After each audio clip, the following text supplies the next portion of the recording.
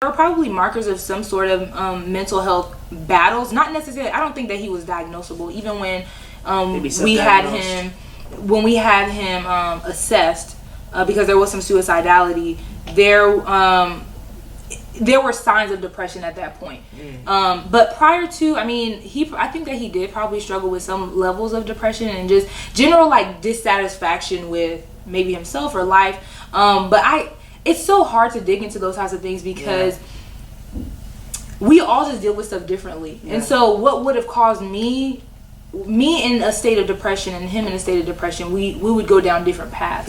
And so it's hard to really pinpoint. There were a lot of things, and the main thing, honestly, above any sort of depression, was actually just an identity crisis. I don't think that he truly knew who he was. And so when you don't know who you are and when you're not content with yourself, and I remember we were talking about this earlier, as far as wholeness and being whole and within yourself, and that doesn't mean perfection, but it means like a knowing and a self-awareness of you, and who you are, and just a contentment and a confidence in that. And I don't know that he always had that. He always felt like, maybe other people try to define him, and none of those boxes ever fit. And so when you don't know who you are, you tend to act outside of yourself.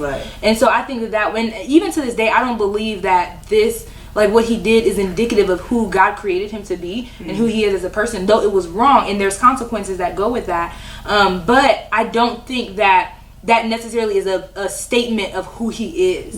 And the reason why I say that is because when you don't, like I said, when you don't know who you are, you will act outside of yourself, and you will act outside of who you should be. And so though he is 100% responsible for his actions, when identity crises are real. And that's why, like, people in our age, like, your mid-20s, early to mid-20s, we're all kind of trying to figure it out. Right, you're really trying to figure things out.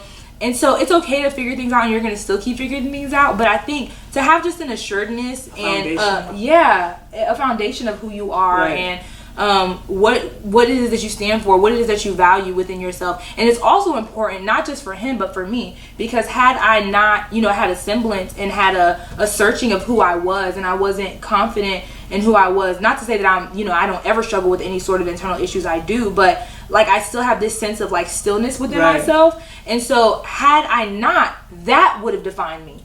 And I wouldn't be able to bounce back from it, because that would have, like, him cheating would have said something about me. But I had to choose to in my mind, like, this is not a personal thing. This is not him making a statement about me, nor will I pick that up as a statement about me. I knew who I was as a wife. I knew who I was as a partner and as a friend. And not to say that I was perfect, but that is not indicative of me. It doesn't just define or describe me. And it's not a call on how I operated within the relationship. And so wholeness is important on both levels. And when you're going through an identity crisis, which I really think is kind of the sum of where he was, you're liable to do anything.